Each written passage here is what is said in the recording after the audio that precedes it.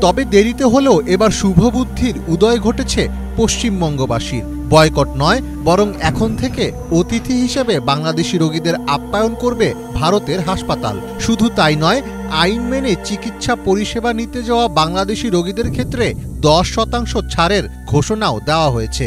বুধবার কলকাতায় এক সংবাদ সম্মেলনে এই ঘোষণা দিয়েছে দেশটির চিকিৎসকদের কেন্দ্রীয় সংগঠন ইন্ডিয়ান মেডিকেল অ্যাসোসিয়েশন।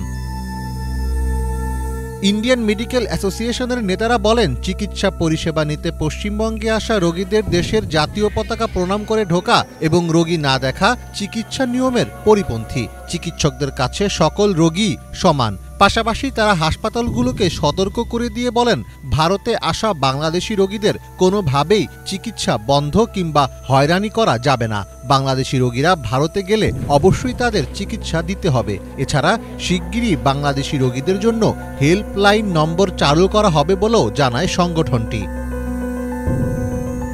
ভারতের চিকিৎসা সেবার বিষয়ে স্বস্তির খবর এলো, পর্যটন খাত নিয়ে এখনো কোনো সিদ্ধান্ত আসেনি। কলকাতার নিউ মার্কেট এলাকার মার্কুইস স্ট্রিটকে সেখানকার ব্যবসায়ীরা মিনি বাংলাদেশ বলে থাকেন। এই এলাকায় গড়ে ওঠা সব ব্যবসা প্রতিষ্ঠান ও হোটেল রেস্তোরাঁর প্রধান ভোক্তা বাংলাদেশি নাগরিকেরা। কিন্তু গত কয়েক মাস ধরে বাংলাদেশি পর্যটক না থাকায় ও বাংলাদেশিদের বয়কটের ঘোষণায় সেখানকার ব্যবসা কার্যক্রম প্রায় বন্ধ হওয়ার উপক্রম।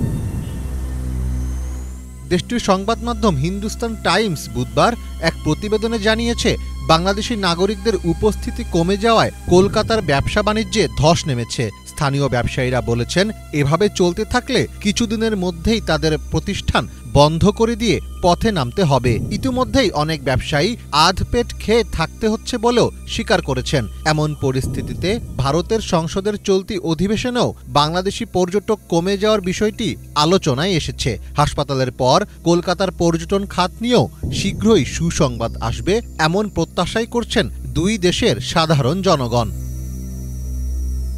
মীর ফজলে রাব্বি, বাংলা ভিশন।